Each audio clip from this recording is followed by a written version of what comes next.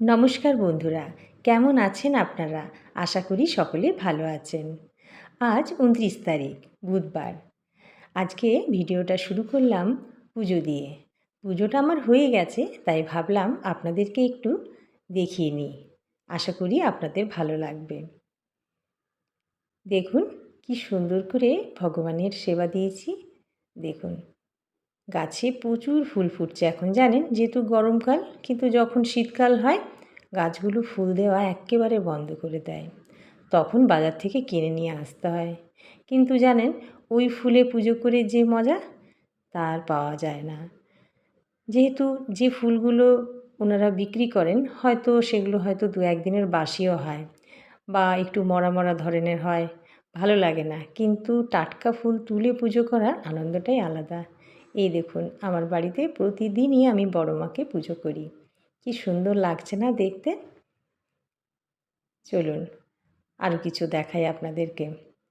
এই সিংহাসনটা আমি কাঁচরাপাড়া থেকে নিয়ে এসেছিলাম, খুবই সুন্দর। যেই দেখে সেই বলে সিংহাসনের ডিজাইনটা ভীষণই সুন্দর। দেখুন এখানে এই যে সাদা ফুলটা দেখতে পাচ্ছেন, ওই গাছটাও আমার এক দিদিভাই দিয়েছিল। ছোট্ট একটা গাছ, কিন্তু এই ২-৩ বছরে গাছটা এত বড় হয়ে গেছে, প্রচুর ফুল ফুটছে। আর বেলি ফুলও প্রচুর পরিমাণে ফুটছে। আমার সবচেয়ে প্রিয় ফুল হচ্ছে বেলি ফুল। যেমন সুন্দর গন্ধ তেমনি দেখতে। যাই হোক, মন ভরে পুজো করলাম। আজকে যেহেতু ডিউটি যাব না, আজকে আমাদের এখানে ভোট, তাই পুজোটাও একটু শান্তি মনে করলাম। আর এখানে রয়েছেন মা দুর্গা।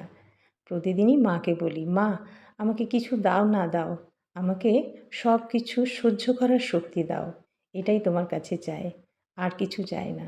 সব যেন সহ্য করতে পারি। আর এখানে আমার গোপুসোনা আছে। দেখুন মুখটা দেখাতে হয়তো পাচ্ছি কি না জানি না, ফুল দিয়ে ঢেকে গেছে। যাই হোক, আর এখানে রয়েছেন কৃষ্ণকালী মা। মাকে দেখুন, এই মাকে দেখলে আমি না অনেক মনে শক্তি পাই। মঙ্গলা মায়ের কথা বলছি। উনি কত বাধা বিপত্তি কাটিয়ে একটা মন্দির তৈরি করার জন্য কত লড়াই করছেন। ওনার হাসি মুখটাই আমার খুবই ভালো লাগে দেখতে। প্রদীপ দিয়েছি, ধূপ দিয়েছি। যাই হোক, এইভাবে পুজোটা করলাম।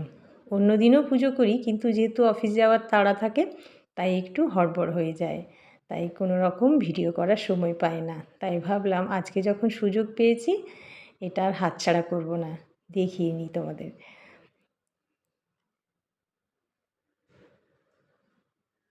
চলুন, আচ্ছা এটা দেখাই। এগুলো আমার লক্ষ্মী পুজোর সময় কেনা হয়েছিল। জানি না কি বলেন। আর এখানে এই যে ঘণ্টাটা দেখতে পাচ্ছেন, এটা আমার হাজব্যান্ড কেদারনাথ থেকে নিয়ে এসেছিলেন। আর এই যে ধানের ছড়া, এটা ১ বছর ধরে আমার সিংহাসনে ঝোলে। দেখতে ভীষণই ভালো লাগে। আবার যখন লক্ষ্মী পুজো আসবে তখন এটা সরিয়ে আবার নতুন একটা ধানের ছড়া রেখে দেব। এইভাবে সারা বছর ধরে মা লক্ষ্মীর ধানের ছড়া আমার বাড়িতে থাকে।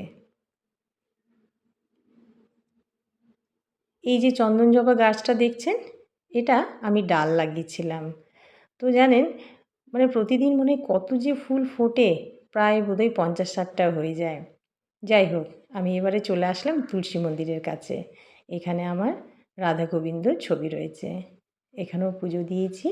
তুলসী গাছটা ছোট্ট, কিন্তু দেখতে ভারী সুন্দর। আজকে ভীষণই হাওয়া দিচ্ছে। জানেন যারা ভোট কর্মী তাদের জন্য আজকে খুবই ভালো, বা যারা ভোট দিচ্ছে তাদের জন্য আজকে খুব ভালো, কারণ গরমটা খুবই কম, হাওয়া দিচ্ছে, ওয়েদারটাও ভীষণই ভালো। যাই হোক, যেটা হয় ভালোর জন্যই হয়, তাই তো আমরা ভগবানকে প্রতিদিন ডাকি। কে বিশ্বাস করেন না করেন জানি না, কিন্তু প্রতিদিনই উনি আমাদের পাশে থাকেন। নিচে যে আমার মন্দির রয়েছে সেখানে পুজো দেওয়া হয়ে গেল, তারপরে চলে আসলাম আপনাদেরকে দেখাতে আমার উপরে কী কী ভগবান রয়েছে। এই গাছটা দেখতে পাচ্ছেন কেন দেখাচ্ছি? এই গাছটা আমি কালকেই লাগিয়েছি। এটাকে স্নেক প্ল্যান্ট বলে মনে হয়। এই গাছটা বাড়িতে থাকা খুবই ভালো। ইনডোর প্ল্যান্ট এটা, কালকেই লাগিয়েছিলাম। আর এখানে ওমা এত কালো কেন দেখাচ্ছে? এই যে এবার সুন্দর দেখাচ্ছে। এটা হচ্ছে আমার গণপতি বাপ্পা। জানি না ঠিক মতন বলতে পারলাম কি না, যাই হোক আমার গনু সোনা। দেখুন, এটা আমি ডিউটিতে যখন যাচ্ছিলাম তখন রাস্তায় এটা বিক্রি হচ্ছিল। আমার এতটাই পছন্দ হয়েছিল, আমি ডিউটি থেকে ফেরার পথে এই গণসোনাকে আমি নিয়ে এসেছিলাম, আর এই বুদ্ধদেবকেও আমি নিয়ে এসেছিলাম।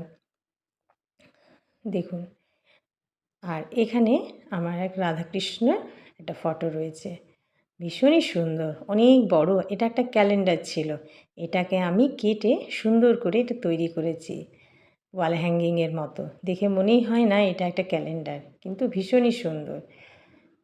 এটা উপরের ঘরে সব থাকে, যাতে যখনই হয়তো আমাদের যখনই হাঁটা চলা করব বা এই ঘর থেকে ও ঘরে যাব, যেন প্রতিটা ঘরে ভগবানের দর্শন আমরা পাই, তাই তো এগুলো রাখি, তাই না?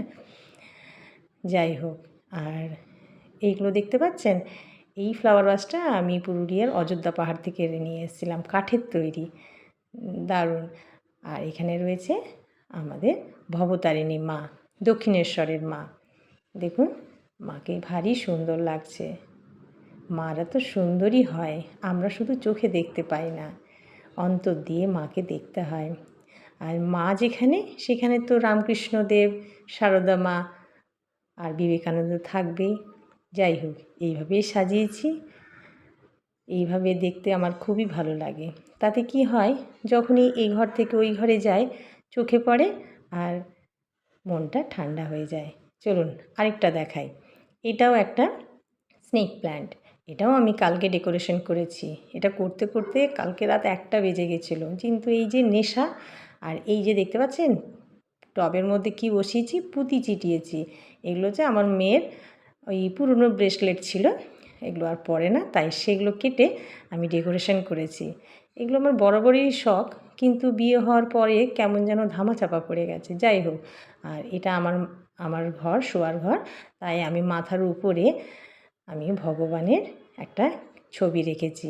এটাও একটা ক্যালেন্ডার ছিল, এটাকে আমি কেটে ভালো করে ডেকোরেশন করেছি। চারপাশে দেখতে পাচ্ছেন, এটাকে ভালো করে চিটিয়ে ডেকোরেশন করেছি। তো যাই হোক, এই ছিল আজকের আমার ব্লগ। কেমন লাগলো কমেন্ট করে জানাবেন। যাই, এবার দেরি হয়ে যাচ্ছে, ভোট দিতে যেতে হবে তো। আর আপনারা কে কে ভোট দিতে গেলেন কমেন্ট করে জানাবেন। চলুন টাটা, আবার কোনো একদিন দেখা হবে অন্য কোনো ভিডিও নিয়ে।